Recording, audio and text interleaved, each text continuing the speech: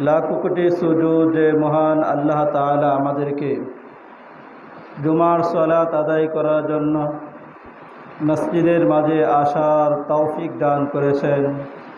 সেজন্য সে মহান আল্লাহ তাআলার দরবারে দিল থেকে কালিমাতুশ শুকর আদায় করে সকলে বলি আলহামদুলিল্লাহ।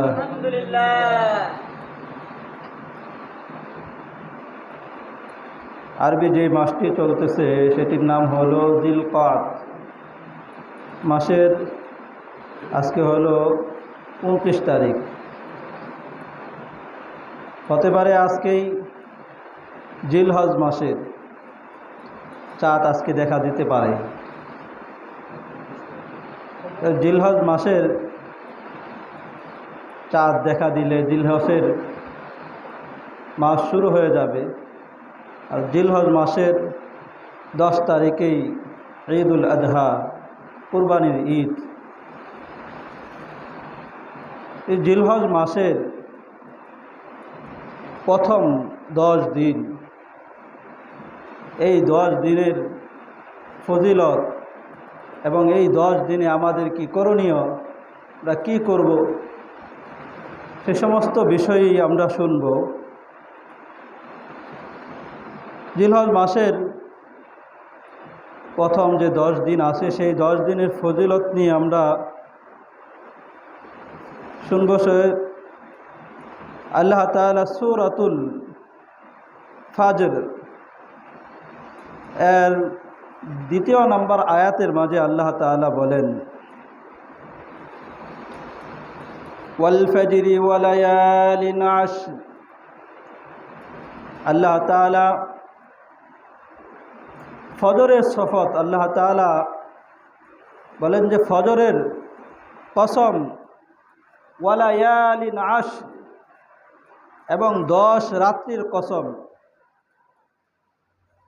মুফাসসিরিনে কেরাম ওনারা উল্লেখ করেন যে 10 রাত্রি দ্বারা উদ্দেশ্য হল জিলহজ মাসের প্রথম দশকের 10 রাত্রি উদ্দেশ্য। আল্লাহ তাআলা ফজরের কসম খাচ্ছেন। ফজর যখন উদিত হয়, দিন শুরু হয়ে যায়। যখন দিন শুরু হয়, প্রত্যেকটা জিনিসই, পৃথিবীর সমস্ত জিনিসই নতুনভাবে আবারই শুরু হয়। সূর্য আবারই নতুনভাবে উদিত হয়। প্রত্যেকটা মানুষ তার কাজকে নতুনভাবে আবারই শুরু করে, নতুনভাবে নতুন উদ্যমতার সাথে সে তার কাজকে শুরু করে। এই জন্য আল্লাহ তাআলার কাছে এই জিনিসটা খুবই গুরুত্বপূর্ণ একটা জিনিস। তাই আল্লাহ তাআলা ফজরের কসম খেয়েছেন। তারপরে 10 রাত্রির কসম খেয়েছেন, যেই 10 রাত্রি দ্বারা উদ্দেশ্য হলো জিলহজ মাসের প্রথম দশকের 10 রাত্রি। এই 10 রাত্রির ফজিলত আল্লাহ তাআলার কাছে অনেক বেশি। তাই আল্লাহ তাআলা এই 10 রাত্রির কসম খেয়েছেন, শপথ করেছেন। সহিহুল বুখারীর 969 নম্বর হাদিসের মধ্যে এসেছে, ইবনে আব্বাস রাদিয়াল্লাহু তাআলা আনহু থেকে বর্ণিত। তিনি বলেন, قال رسول الله صلى الله عليه وسلم ما العمل في أيام العشر أفضل من العمل في هذه। জিলহজ মাসের প্রথম 10 দিনের আমল, প্রথম 10 দিনের আমল অন্যান্য দিনের আমলের চাইতে উত্তম। সাহাবায়ে কেরাম তারা বলেন, ওয়ালাল জিহাদ। এই জিলহজ মাসের প্রথম 10 দিনের আমল অন্যান্য দিনের চাইতে উত্তম, তাহলে কি জিহাদের চাইতেও কি উত্তম? রাসূল সাল্লাল্লাহু আলাইহি ওয়াসাল্লাম বললেন, ক্বালা ওয়ালাল জিহাদ, জিহাদের চাইতে উত্তম তবে ইল্লা রাজুলুন খরাজা ইউখাতিরু বিনাফসিহি ওয়া মালিহি ফালাম ইয়ারজি' বিশাইইন, তবে যেই ব্যক্তি জিহাদের জন্য বের হয়ে গেল, নিজের জানের ঝুঁকি নিয়ে জিহাদে বের হলো, নিজের সম্পদের ঝুঁকি নিয়ে জিহাদে বের হলো, জিহাদ থেকে আর কোনো কিছু নিয়েই সে ফিরল না, ওই ব্যক্তি ব্যতীত অন্যান্য আমলগুলা অন্যান্য দিনের চাইতে এই জিলহজ মাসের 10 দিনের আমল তার চাইতেও বেশি উত্তম। এই 10 দিনের আমল আল্লাহ তাআলার কাছে অধিক প্রিয়। তাই এই 10 দিনে আমরা কি করব? 1 নাম্বার আমাদের কাজ হলো এই 10 দিনে মাঝে বেশি বেশি জিকির আজকারের মাঝে আমরা সময়কে কাটাবো। গাফলতির মাঝে যাতে আমাদের সময় না কাটে, গুনাহের মাঝে যাতে আমাদের সময় না কাটে, অনর্থক গল্পগুজবের মাঝে যাতে আমাদের সময় না কাটে। যেহেতু ফজিলতপূর্ণ দিন এগুলা, এজন্য এই দিনগুলাকে আমরা বেশি বেশি আল্লাহ তাআলার স্মরণের মাঝে, জিকিরের মাঝে কাটাবো। কিসের মাঝে কাটাবো? আল্লাহ তাআলার জিকিরের মাঝে কাটাবো। সূরাতুল হজ এর 28 নম্বর আয়াতের মাঝে আল্লাহ তাআলা বলেন, ওয়াযকুরু ইসমাল্লাহি ফি আইয়ামিম মা'লুমাত, ওয়াযকুরু ইসমাল্লাহ, তারা যেন আল্লাহ তাআলার স্মরণ করে, আল্লাহ তাআলার জিকির করে, ফি আইয়ামিম মা'লুমাত, নির্দিষ্ট দিনগুলাতে তারা যেন আল্লাহ তাআলাকে স্মরণ করে, আল্লাহ তাআলার জিকির করে। মুফাসসিরিনে কেরাম ওনারা বলেন, নির্দিষ্ট দিন, ওই দিনগুলা দ্বারা উদ্দেশ্য হলো এই জিলহজ মাসের 10 দিন উদ্দেশ্য। তাহলে আল্লাহ তাআলা আমাদেরকে এই 10 দিনের মাঝে বেশি বেশি জিকির করার জন্য বলছেন, বেশি বেশি আল্লাহ তাআলাকে স্মরণ করার জন্য আমাদেরকে বলেছেন। তাই 1 নম্বর করণীয় হলো বেশি বেশি জিকির আজকারের মাঝে সময়কে কাটানো। সূরাতুল আহজাব 41 নম্বর আয়াতের মাঝে আল্লাহ তাআলা বলেন, ইয়া আইয়ুহাল্লাযীনা আমানু যকুরুল্লাহ যিকরান কাসীরা, হে ঈমানদারেরা তোমরা আল্লাহ তাআলার জিকির করো। আমানু যকুরুল্লাহ, হে ঈমানদারেরা তোমরা আল্লাহ তাআলার জিকির করো। যিকরান কাসীরা, বেশি বেশি আল্লাহ তাআলার জিকির করো। দ্বিতীয় নাম্বার আমাদের করণীয় হলো, দ্বিতীয় নাম্বার আমল হলো জিলহজ মাসের 9 দিন পর্যন্ত রোজা রাখা। পারলে 9 দিনই রোজা রাখা, না হলে বেশি থেকে বেশি চেষ্টা করা, যে কয়দিন পারি আমরা রোজা রাখার জন্য চেষ্টা করব। এই দিনগুলাতে রোজা রাখা। সুনানে তিরমিজি এর 758 নম্বর হাদিসের মধ্যে এসেছে, আবু হুরায়রা রাদিয়াল্লাহু তাআলা আনহু থেকে বর্ণিত, ক্বালা রাসূলুল্লাহি সাল্লাল্লাহু আলাইহি ওয়াসাল্লাম, মা মিন আইয়ামিন আহাব্বু ইলাল্লাহ আন ইউতাআব্বাদা লাহু ফিহা মিন আশরি যিল হিজ্জাহ। রাসূল সাল্লাল্লাহু আলাইহি ওয়াসাল্লাম বলেন, আল্লাহ তাআলার কাছে জিলহজ মাসের আমল অধিক পছন্দনীয়। অন্যান্য দিন, জিলহজ মাসের প্রথম 10 দিনের আমল অধিক পছন্দনীয় অন্যান্য দিনগুলোর চাইতে বেশি। অন্যান্য দিনের চাইতেও জিলহজ মাসের প্রথম 10 দিনের আমল আল্লাহ তাআলার কাছে অনেক পছন্দনীয়। আল্লাহ তাআলার কাছে কি? অনেক পছন্দনীয়। ইয়াদিলু সিয়ামু কুল্লি ইয়াউমিন মিনহা বিসিয়ামি সানাতিন, এই 10 দিনের 10ম দিনে তো রোজা রাখা যাবে না। 9 দিন পর্যন্ত, 9ম দিন পর্যন্ত এই দিনগুলার রোজা, প্রত্যেক দিনের রোজা সিয়ামু কুল্লি ইয়াউমিন মিনহা বিসিয়ামি সানাতিন, এই দিনগুলার রোজা রাখলে দিনগুলা রোজা রাখলে এক এক দিনের রোজা এক এক বৎসরের সমতুল্য। সুবহানাল্লাহ। একদিন যদি রোজা রাখে আল্লাহ তাআলা তাকে এক বৎসর রোজা রাখার সওয়াব আল্লাহ তাআলা তাকে দান করবেন। ওয়া কিয়ামু কুল্লি লাইলাতিন মিনহা বিকিয়ামি লাইলাতিল কদরি।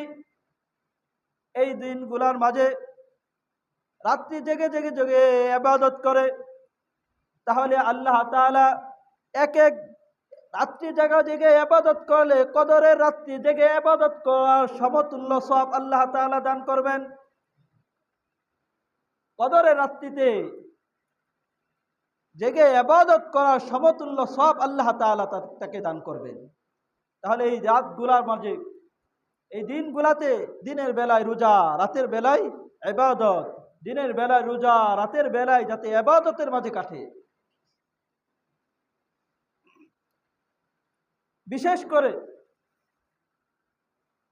করে জিলহজের 9 তারিখের দিন, যেটাকে আরাফার দিন বলা হয়, ওই দিনের রোজার বিশেষ ফজিলত আরো এসেছে। যেমন সুনানে তিরমিজি এর 749 নাম্বার হাদিসের মধ্যে এসেছে, ক্বালা রাসূলুল্লাহি সাল্লাল্লাহু আলাইহি ওয়াসাল্লাম সিয়ামু ইয়াউমি আরাফাতাহ আহতাসিবু আলাল্লাহ আন ইউকাফফিরা আস-সানাতা আল্লাতী ক্বাবলাহু ওয়াস-সানাতা আল্লাতী বা'দাহু। রাসূল সাল্লাল্লাহু আলাইহি ওয়াসাল্লাম বলেন, আরাফার দিনের রোজার ব্যাপারে আমি আল্লাহ তাআলার কাছে আশাবাদী। আল্লাহ তাআলা এই দিনের রোজার বদলতে আগের 1 বছর এবং পূর্বের 1 বছরের গুনাহকে আল্লাহ তাআলা ক্ষমা করে দিবেন। যেই ব্যক্তি আরাফার দিনের রোজা রাখবে, আল্লাহ তাআলা তাকে আগের 1 বছর এবং পূর্বের 1 বছর এবং পিছনের 1 বছরের রোজার বদলতে আল্লাহ তাআলা গুনাহকে ক্ষমা করে দিবেন। জন্য বিশেষ করে আরাফার দিনের রোজা যাতে আমাদের কারো না ছুটে, এই দিনে রোজাকে রাখার জন্য চেষ্টা করব। আরবে যেই দিন 9 তারিখ থাকে আরাফার দিন হয়, সেই হিসাবে নয়। আমাদের দেশে যেই দিন 9 তারিখ হবে সেই দিন রোজা রাখবো, সেই দিন আমাদের জন্য ওইটা হলো আরাফার দিন। 9 জিলহজ আমাদের দেশে যেদিন হবে সেই দিনই আমরা যদি এই রোজা রাখি, তাহলে ওই আরাফার দিনে রোজা রাখার সব আমরা পাব। তৃতীয় নাম্বার কাজ হলো আমাদের এই 10 দিনে বেশি বেশি নফল ইবাদত করা। বেশি বেশি কি করা? নফল ইবাদত করা। সহিহুল বুখারী এর 6502 নাম্বার হাদিসের মধ্যে এসেছে। হাদিসটি রাসূল সাল্লাল্লাহু আলাইহি ওয়াসাল্লাম বলেন, আল্লাহ তাআলা বলেছেন, অর্থাৎ হাদিসটি হলো হাদিসে কুদসি, যে হাদিস আল্লাহ তাআলা বলেন, রাসূল সাল্লাল্লাহু আলাইহি ওয়াসাল্লামের মাধ্যমে বলেন, এটাকে হাদিসে কুদসি বলা হয়। আল্লাহ তাআলা বলেন, মা ইয়াজালু আবদি ইয়াতাকাররাবু ইলাইয়া বিন-নওয়াফিল। আমার বান্দা আমার সবচেয়ে বেশি নৈকট্য লাভ করবে বিন-নওয়াফিল, নফল ইবাদতের মাধ্যমে। সর্বদাই আমার নৈকট্য অর্জন করতে থাকবে নফল ইবাদতের মাধ্যমে। কিসের মাধ্যমে? যদি বলেন কিসের মাধ্যমে? নফল ইবাদতের মাধ্যমে নৈকট্য হাসিল করতে থাকবে, আল্লাহ তাআলার নৈকট্য অর্জন করতে থাকবে। আল্লাহ তাআলা বলেন, এই নফল ইবাদতের মাধ্যমে, ফরজের পর নফল ইবাদত যখন এভাবে করতে থাকবে, হাত্তা উহিব্বাহু, এমনকি আমি তাকে ভালোবেসে ফেলব। নফলের কারণে আমি তাকে ভালোবাসবো। ফাইদা আহবাবতুহু, যখন আমি তাকে ভালোবাসবো, কুনতু সামাহুল্লাযী ইয়াসমাউ বিহি, আমি তখন তাকে ভালোবাসবো। ভালোবাসার কারণে কুনতু সামাহুল্লাযী ইয়াসমাউ বিহি, আমি তার কান হয়ে যাব যার দ্বারা সে শুনবে। সুবহানাল্লাহ। ওয়া বাসারাহুল্লাযী ইউবসিরু বিহি, আমি তার চক্ষু হয়ে যাব যা যেই চক্ষু দ্বারা সে দেখবে।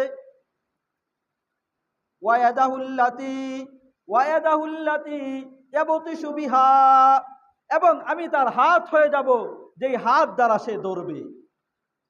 ওয়ারিজলাহুল্লাতি ইয়ামশি বিহা, এবং আমি তার পা হয়ে যাব যেই পা দ্বারা সে চলবে। আমি তার পা হয়ে যাব যেই পা দ্বারা সে চলবে। যেন নফল এবাদতের মাধ্যমে বান্দা আল্লাহ তাআলার নৈকট্য অর্জন করে। নৈকট্য অর্জন করতে করতে এই পর্যায়ে পৌঁছে যায় তার হাতগুলা আল্লাহ তাআলার মার্জা অনুযায়ী, আল্লাহ তাআলার হুকুম অনুযায়ী চলে, পা চলে আল্লাহ তাআলা সন্তুষ্টি অনুযায়ী, তার চোখ চলে আল্লাহ তাআলা সন্তুষ্টি অনুযায়ী, সব কিছু সে আল্লাহ তাআলা সন্তুষ্টি অনুযায়ী চালাইতে থাকে। নফল ইবাদতের মাঝে এই দিনগুলাতে আমি আর আপনি বেশি থেকে বেশি সময় লাগাই। চতুর্থ নাম্বার আমাদের করণীয় হলো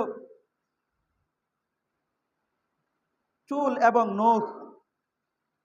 চাঁদ আজকে যদি চাঁদ ওঠে তাহলে চাঁদ ওঠার আগে নখ, চুল, নখ এগুলাকে কেটে ফেলা। এই 10 দিন আর না কাটা, তারপরে যখন কুরবানি হওয়ার পরে তারপরে এগুলাকে কাটবে। সুনানে তিরমিজি এর 1523 নাম্বার হাদিসের মধ্যে এসেছে, قال رسول الله صلى الله عليه وسلم من رأى هلالا ذي الحجة وأراد أن يضحي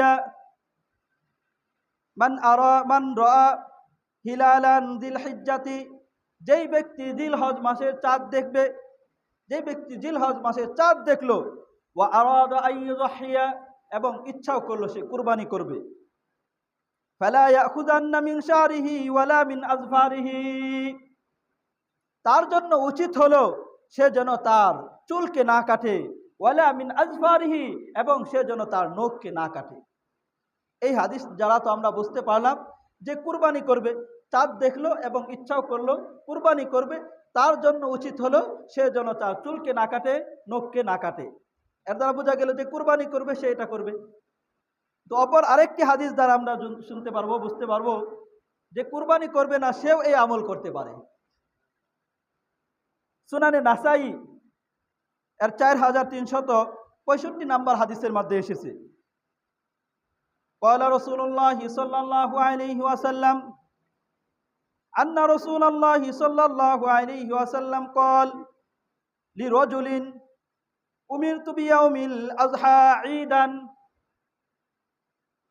রাসূল সাল্লাল্লাহু আলাইহি ওয়াসাল্লাম এক ব্যক্তিকে বলেন, আমাকে কুরবানির দিনকে ঈদ সাব্যস্ত করার জন্য হুকুম করা হয়েছে। আমি যেন কুরবানির দিনকে ঈদ হিসাবে সাব্যস্ত করি, ঈদ বানিয়ে দেই, এই জন্য আমাকে হুকুম করা হয়েছে। হাদিসের মধ্যে এসেছে আল্লাহ তাআলা আমাদের জন্য ঈদ, দুইটা দিনকে আমাদের জন্য ঈদ নির্ধারণ করেছেন। এক হলো ঈদুল আজহা, আরেকটা হলো কি ঈদুল ফিতর, যেটা রমজানের পরে আমরা ঈদ করি, রমজান শেষে ঈদুল ফিতর, আরেকটা হলো ঈদুল আজহা। এই দুই ঈদ আমাদের জন্য নির্ধারণ করেছে।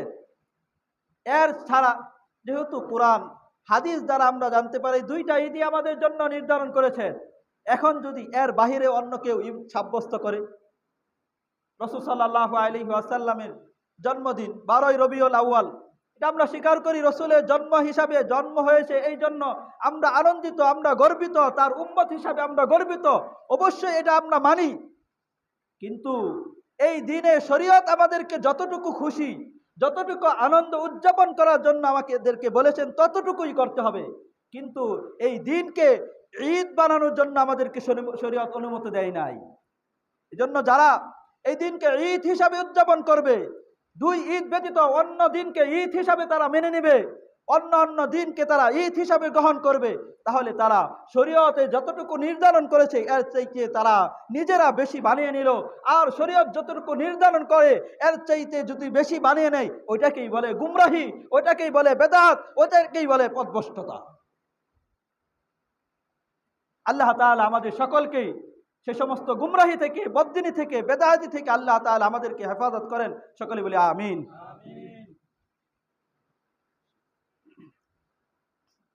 রাসূল সাল্লাল্লাহু আলাইহি ওয়াসাল্লাম বলেন, উমিরতু বিয়াউমিল আযহা ঈদান, আমাকে হুকুম করা হয়েছে কুরবানির দিনকে যাতে ঈদ সাব্যস্ত করি। জাআলাল্লাহু আযজা ওয়া জাল হাযিহিল উম্মাহ, আল্লাহ তাআলা এই দিনকে আল্লাহ তাআলা ঈদ সাব্যস্ত করেছেন, ঈদ বানিয়েছেন।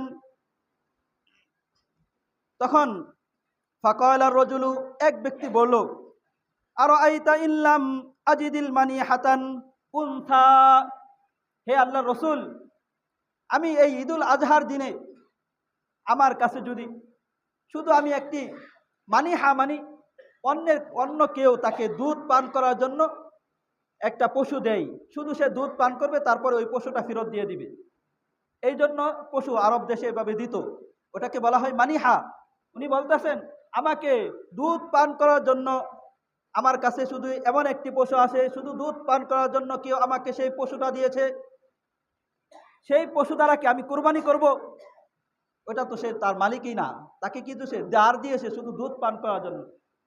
ওটা দ্বারা সে কি কুরবানি করতে পারবে? বলেন তো দেখি, পারবে? অন্যের মালিকারা পশু দ্বারা সে কুরবানি করতে পারবে? পারবে না। তো রাসূল সাল্লাল্লাহু আলাইহি ওয়াসাল্লাম বলতেছেন, লা, তুমি ওটা দ্বারা কুরবানি করিও না।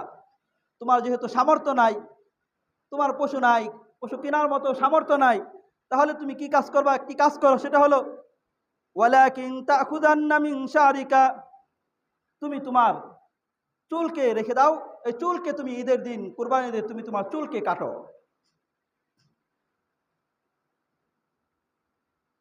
অনুকল্লিমু আজফারাকা, এবং তুমি তোমার নখকে কাটো। অনাকুসু শারবাকা, এবং তুমি তোমার মুছকে খাটো করো। অতাহলিকু আনাতাকা, এবং তুমি তোমার নাভির নিচের পশমগুলাকে পরিষ্কার করো, ওটাকে কাটো। তাহলে কি হবে তোমার? ফাযালিকা তামামু উযহিয়াতিকা ইনদাল্লাহি আযজা ওয়া জাল, তাহলে আল্লাহ তাআলার কাছে এইটাই তোমার জন্য কুরবানির পূর্ণতা হাসিল করবে। সুবহানাল্লাহ। কুরবানির পূর্ণতা আল্লাহ তাআলা তোমাকে এটা দ্বারাই আল্লাহ তাআলা দিবে। জন্য আল্লাহ তাআলা আমাদেরকে আমল করার তৌফিক দান করে, সকলে বলে আমিন। পঞ্চম নাম্বার আমাদের কাজ হলো এই দিনে বেশি থেকে বেশি কি করা? আল্লাহ তাআলার কাছে তাওবা করা। কি করা? বলেন, কি করা? তাওবা করা। আল্লাহ তাআলার কাছে নিজের গুনাহের জন্য, যেহেতু ফজিলতপূর্ণ দিন, এই জন্য আল্লাহ তাআলার কাছে নিজের গুনাহের জন্য কি চাওয়া? ক্ষমা চাওয়া। সূরাতুত তাহরিম এর 8 নম্বর আয়াতের মাঝে আল্লাহ তাআলা বলেন, ইয়া আইয়ুহাল্লাযীনা আমানু তুবু ইলাল্লাহ, হে ঈমানদারেরা, তোমরা আল্লাহ তাআলার কাছে তাওবা করো। তোমরা আল্লাহ তাআলার কাছে তাওবা করো। যখন বান্দা আল্লাহ তাআলার কাছে সমস্ত গুনাহ থেকে ফিরে আসবে, ফিরে আল্লাহ তাআলার কাছে তাওবা করবে, হে আল্লাহ, পিছনে যত গুনাহ করেছি আর ভবিষ্যতে গুনাহ করব না, গুনাহকে আমি স্বীকার করলাম, গুনাহের জন্য আমি লজ্জিত হলাম, আর আমি গুনাহের কাজগুলাকে করব না। আর এই ইরাদা নিয়ে যখন আল্লাহ তাআলার কাছে তাওবা করবে, আল্লাহ তাআলা ওই বান্দার সমস্ত গুনাহকে আল্লাহ তাআলা ক্ষমা করে দেবেন। সুবহানাল্লাহ। 6 নাম্বার আমাদের কাজ হলো এই দিনগুলোর মাঝে হজ এবং উমরা করা। হজ এবং কি করা? উমরা করা। যাদেরকে আল্লাহ তাআলা সামর্থ্য দিয়েছেন, তারা অনেকেই সেই আল্লাহ তাআলা আশিকে, আল্লাহ তাআলার মহব্বত ভালোবাসায় তারা চলে গিয়েছে, আর অনেকে যাবেও। জন্য আমরাও নিয়ত রাখি আল্লাহ তাআলা আমাদেরকেও যেন হজ এবং উমরা করার তৌফিক দান করে, সকলে বলে আমিন। আরো জোরে বলেন আমিন। সহিহুল বুখারী এর 1773 নম্বর হাদিসের মধ্যে এসেছে, ক্বালা রাসূলুল্লাহ সাল্লাল্লাহু আলাইহি ওয়াসাল্লাম, আল উমরাতু ইলাল উমরাতি কাফারাতুন লিমা বাইনাহুমা, এক উমরা থেকে আরেক উমরা এর মধ্যবর্তী সময়ে যে সমস্ত গুনাহ হয়, এই সমস্ত গুনার জন্য এক উমরা আরেক উমরা কি হয়ে যায়? কাফারা হয়ে যায়।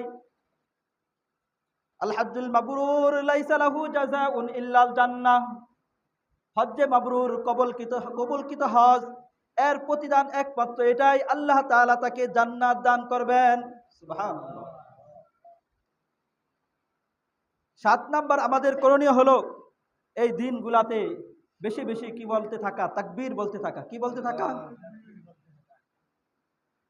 আল্লাহু আকবার, আল্লাহু আকবার, লা ইলাহা ইল্লাল্লাহু, আল্লাহু আকবার, ওয়ালিল্লাহিল হামদ। এগুলা, এই তাকবীরগুলা বেশি বেশি বলতে থাকা। মুসনাদে আহমদ এর 4446 নম্বর 46 নম্বর হাদিসের মধ্যে এসেছে, قال رسول الله صلى الله عليه وسلم فأكثروا فيهن من التهليل فأكثروا فيهن من التهليل তোমরা ওই জিলহজ মাসের এই দিনগুলাতে প্রথম দশকে বেশি থেকে বেশি ফাকসিরু ফিহিন্না তাহলিল, বেশি থেকে বেশি কি করো, লা ইলাহা ইল্লাল্লাহ। তাহলিল মানে লা ইলাহা ইল্লাল্লাহ, লা ইলাহা ইল্লাল্লাহ বলতে থাকো। ওয়াত তাকবীর আল্লাহু আকবার এটা বলতে থাকো। ওয়াত তাহমিদ আলহামদুলিল্লাহ আলহামদুলিল্লাহ এটাও বলতে থাকো। এগুলা সব একসাথে লা ইলাহা ইল্লা আল্লাহু আকবার লা ইলাহা ইল্লাল্লাহু আল্লাহু আকবার ওয়ালিল্লাহিল হামদ। এটা আমাদের সবগুলাই আছে, তাকবীরও আছে, তাহলিলও আছে, তাহমিদও আছে। ইবনে ওমর রাদিয়াল্লাহু তাআলা আনহু মিনার তাবুতে খিমার মাঝে যখন বসে থাকতেন বেশি বেশি এই তাকবীর বলতে থাকবেন।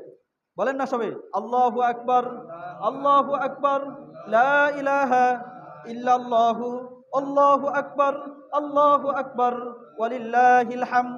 এই তাকবীর বেশি থেকে বেশি বলতে থাকতেন। তার আওয়াজ শুনে পার্শ্ববর্তী যে সমস্ত তাঁবুর মাঝে যারা আছে তারাও এই তাকবীর গুলা বলতে থাকতেন। এমনকি পাশে যে মসজিদ আছে মসজিদের মাঝেও এই গুঞ্জন আওয়াজ শুরু হয়ে যেত। আশপাশে যারা আছে সবাই তার তাকবীর শুনে শুনে এই আওয়াজ শুনতে শুনতে সেই জায়গা যারা আছে সবাই তাকবীর বলতে থাকতো। বলার কারণে এক গুঞ্জন আওয়াজ শুরু হয়ে যেত, বাজারের মধ্যে যেত সেই জায়গাও গিয়ে এই গুঞ্জন আওয়াজ শুরু হয়ে যেত। কেমন আওয়াজ আমরা বলি, সবাই বলি, দেখেন এক গুঞ্জন, এক আল্লাহু আকবার লা ইলাহা ইল্লাল্লাহু আল্লাহু আকবার ওয়ালিল্লাহিল হামদ। এই যে একটা আওয়াজ, এরকম আওয়াজ শুরু হয়ে যেত। এজন্য আমরাও এই দিনগুলাতে বেশি থেকে বেশি উঠা বসাই চলা ফেরাই বলতে থাকবো আল্লাহু আকবার লা ইলাহা ইল্লাল্লাহু আল্লাহু আকবার ওয়ালিল্লাহিল হামদ। আল্লাহ তাআলা আমাদেরকে আমল করার তৌফিক দান করে, সকলে বলি আমিন। 8 নাম্বার আমাদের করণীয় হলো বেশি থেকে বেশি আল্লাহ তাআলার কাছে গুনাহ থেকে ক্ষমা চাওয়া, গুনাহ থেকে বেঁচে থাকা। এই দিনগুলা যেহেতু ফজিলতপূর্ণ দিন, আমলের মাঝে কাটানো, এই দিনগুলার মাঝে যাতে আমাদের সময় গুনাহের মাঝে না কাটে, গুনাহ থেকে বেঁচে থাকা। সুনানে তিরমিজি এর 2305 নম্বর হাদিসের মধ্যে এসেছে, আবু হুরায়রা রাদিয়াল্লাহু তাআলা আনহু থেকে বর্ণিত। তিনি বলেন রাসূল সাল্লাল্লাহু আলাইহি ওয়াসাল্লাম বললেন, মান ইয়াখুযু হাউলাইল কালিমাত, এমন কে আছে আমি এই কয়েকটি কথা, আমি কিছু কথা শিখিয়ে দেব, এই কথাগুলাকে কে শিখবে, গ্রহণ করবে এবং নিজে আমল করবে, না হয় অন্যকে শিখিয়ে দিবে, সে যাতে আমল করে। আবু হুরায়রা রাদিয়াল্লাহু তাআলা আনহু বললেন, আনা ইয়া রাসূলুল্লাহ, আমি তৈয়ার আছি, আপনি যেগুলা শিখাবেন আমি ওটাকে শিখবো, আমি নিজে ওটার উপর আমল করব। এখন আমরা বলেন আমরা শিখবো, আমরা যেটা বলবে এটাকে আমরা কি করব, শিখবো তো, এবং আমরা নিজে আমল করব তো, আমরা নিজে আমল করব তো ইনশাআল্লাহ। জোরে বলেন না, করব তো ইনশাআল্লাহ। তখন রাসূল সাল্লাল্লাহু আলাইহি ওয়াসাল্লাম 5টি জিনিসের কথা বললেন, হাতে গুনে গুনে 5টি জিনিসকে শিক্ষা দিলেন। 1 নাম্বার যেটা শিক্ষা দিলেন সেটাই আমরা শিখবো। 1 নাম্বার শিক্ষা দিলেন, বললেন যেই ব্যক্তি ইত্তাকিল মাহারিম, বললেন ইত্তাকিল মাহারিম, তুমি গুনাহ থেকে বেঁচে থাকো, ইত্তাকিল মাহারিম, তুমি গুনাহ থেকে বেঁচে থাকো, তাকুন আবুদান নাস, তাহলে তুমি মানুষের মাঝে সবচেয়ে বড় ইবাদত গুজার তুমি হয়ে যাবে। সুবহানাল্লাহ। এখন আমি আর আপনি যদি ইবাদত গুজার হতে চাই, সারাক্ষণ নামাজ পড়লাম, সারাক্ষণ রোজা রাখলাম, দান সদকা সব কিছুই করলাম, কিন্তু গুনাহ থেকে বেঁচে থাকলাম না, তাহলে কশিন কালেও সবচেয়ে বড় ইবাদত গুজার হতে পারবো না। সবচেয়ে বড় ইবাদত গুজার যদি হতে চাই, আবেদ হতে চাই, তাহলে কি কাজ করতে হবে? বলেন কি কাজ করতে হবে? সবাই ছাড়ার জন্য তৈয়ার না, এই জন্য সবাই বলি না। সবাই যদি গুনাহ ছাড়ার জন্য তৈয়ার হতাম, তাহলে সবাই উচ্চ সুরে সকলেই বলে দিতাম কে থেকে বাঁচতে হবে? কোন জিনিস থেকে বাঁচতে হবে? সবচেয়ে বড় আবেদ হইতে হলে কি কাজ করতে হবে? সবচেয়ে বড় ইবাদত গুজার যদি হতে চাই তাহলে কি কাজ করতে হবে? গুনাহ ছাড়তে হবে। গুনাহ যদি ছাড়তে পারি তাহলে সবচেয়ে বড় ইবাদত গুজার আবেদ আমি হয়ে যেতে পারবো। হাতের গুনাহ, পায়ের গুনাহ, চোখের গুনাহ, সব গুনাহ থেকে, জুলুম, অত্যাচার, হারাম মাল ভক্ষণ করা, মানুষের উপর অন্যায়ভাবে অত্যাচার করা, সবগুলা যদি আমি ছাড়তে পারি, গুনাহগুলা যদি ছাড়তে পারি, তাহলে এমনিতেই আমি দেখবেন যে সবচেয়ে বড় ইবাদত গুজার হয়ে গেছি। আল্লাহ তাআলা আমাদের সকলকেই সবচেয়ে বড় ইবাদত গুজার হওয়ার, আবেদ হওয়ার, আমল করনে ওয়ালা হওয়ার তৌফিক দান করে, সকলে বলি আমিন। 9 নাম্বার আমাদের কাজ হলো এই দিনগুলোতে বেশি থেকে বেশি দান সৎকা করা, ফজিলতপূর্ণ দিন যেহেতু, দান সৎকা করা। 10 নাম্বার আমাদের করণীয় হলো এই দিনের মাঝে 10ম তারিখ, জিলহজ মাসের 10 তারিখ, ওই দিনে আল্লাহ তাআলা যাদেরকে সামর্থ্য দিয়েছেন তারা যেন অবশ্যই কুরবানি করি। কি করি? কুরবানি করি। কি আমল করব? কুরবানি। আল্লাহ তাআলার জন্য, নিজের পক্ষ থেকে আল্লাহ তাআলার জন্য কুরবানি যাতে হয়। জন্য কুরবানির ক্ষেত্রে সবচেয়ে প্রথম যে জিনিস, সেই জিনিসটা হলো নিয়তকে সহি রাখা। কি রাখা? নিয়ত সহি রাখা। আমি আমার এলাকার মাঝে সবচেয়ে বড় গরু কিনবো এই জন্যই যাতে অমুক কি করছে, সবচেয়ে বড় গরুটা কিনে আনছে। উট কুরবানি দিতেছে যে অমুক বলবে, এই কারণে সবাই বলবে যে এই সবে এলাকার সবাই এসে দেখা যাবে অমুক উট কুরবানি দিচ্ছে। এমন যেন না হয়। কুরবানি একমাত্র কার জন্য দিব? জোরে বলেন, কার জন্য? আল্লাহ তাআলা সন্তুষ্টির জন্য। রাসূল সাল্লাল্লাহু আলাইহি ওয়াসাল্লামের হাদিসের মধ্যে এসেছে, ইবনে মাজাহ শরীফের মধ্যে এসেছে 3123 নম্বর হাদিস। قال رسول الله صلى الله عليه وسلم من كان له ساعة ولم يضحي, আল্লাহ তাআলা যাকে কুরবানি দেওয়ার মতো সামর্থ্য আল্লাহ তাআলা যাকে দিয়েছেন, ওয়ালাম ইযহি, দেওয়ার পরেও সে কুরবানি দিল না। রাসূল সাল্লাল্লাহু আলাইহি ওয়াসাল্লাম কতটা ভয়াবহতার সাথে রাসূল সাল্লাল্লাহু আলাইহি ওয়াসাল্লাম বলছেন, সামর্থ্য দিয়েছে তারপরেও কুরবানি দেয় না। রাসূল বলেন, ফালা ইয়াকরাবান্না মুসাল্লানা, ওই ব্যক্তি যাকে আল্লাহ তাআলা সামর্থ্য দিল, আল্লাহ তাআলা কুরবানি করার মতো, দেওয়ার মতো সচ্ছলতা আল্লাহ তাআলা দিল, তারপরেও সে কুরবানি দিল না, সে কৃপণতার কারণে কুরবানি দিল না, সে যেন ঈদগাহের ময়দানে সে যেন উপস্থিত না হয়, তার আসার প্রয়োজন নাই। আল্লাহ তাআলা আমাদেরকে কুরবানির আমল করার তৌফিক দান করে, সকলে বলে আমিন। কুরবানি কার উপর ওয়াজিব? 1 নম্বর বিষয় হলো কুরবানি তো আল্লাহ তাআলা দিব যাদেরকে সচ্ছলতা আছে, কার উপর ওয়াজিব? মুসলমান, সুস্থ মস্তিষ্ক ব্যক্তি, আকেল, বালেগ এবং নেশাব পরিমাণ সম্পদের মালিক হয়েছে এবং সে মুসাফিরও নাই, মুকিম অবস্থায় আছে, তাহলে তার উপর কুরবানি ওয়াজিব, তাকে কুরবানি করতে হবে। এখন নেশাব কতটুকু? নেশাব হলো, আমরা আগেও শুনেছি, যার উপর যাকাত ফরজ, যার উপর কি ফরজ? যাকাত ফরজ, তার উপর কুরবানি ওয়াজিব। যার উপর যাকাত ফরজ তার উপর কি? কুরবানি ওয়াজিব। আরেকটা হলো যার উপর সদকায়ে ফিতর ওয়াজিব, তার উপর কুরবানি ওয়াজিব। আর কুরবানির ক্ষেত্রে নেশাবের পরিমাণটা হলো, কারো যদি এতটুকু পরিমাণ সম্পত্তি থাকে, 52.5 তোলা রূপা অথবা 7.5 তোলা স্বর্ণ, এই সমপরিমাণ 52.5 তোলা রূপার সমপরিমাণ টাকা আছে, অথবা কিছু স্বর্ণ আছে অথবা রূপা আছে, সব মিলে কিছু টাকা আছে, নগদ টাকা আছে, সব মিলে তার উপর ওই 52.5 তোলা পরিমাণ রূপার যে দাম আছে ওই সমপরিমাণ সম্পদ তার কাছে আছে, তাহলে তাকেও কুরবানি দিতে হবে। নেসাবের ক্ষেত্রে তো 52.5 তোলা রূপার যে কথাটা আমরা শুনলাম, 52.5 তোলা রূপা যদি থাকে বা অন্যান্য টাকা আছে, সব মিলে যদি হয় তাহলে তার উপর কুরবানি ওয়াজিব হয়ে যাবে। আরেকটা জিনিস হলো, অতিরিক্ত আরেকটা জিনিস শর্ত হলো, প্রয়োজন অতিরিক্ত জিনিসও যদি থাকে সেটাকেও ওই নেসাবের মাঝে অন্তর্ভুক্ত করা হবে। যেমন প্রয়োজন অতিরিক্ত কারো যদি সম্পত্তি আছে, 10 বিঘা সম্পত্তি আছে, এই 10 বিঘা সম্পত্তির মাঝে তার 9 বিঘা সম্পত্তি দ্বারা তার প্রয়োজন পুরা হয়ে যায়, আর 1 বিঘা যে সম্পত্তি আছে এটা তার প্রয়োজন অতিরিক্ত, তাহলে ওই 1 বিঘা সম্পত্তির মূল্যকেও ওইটার মাঝে ধরা হবে।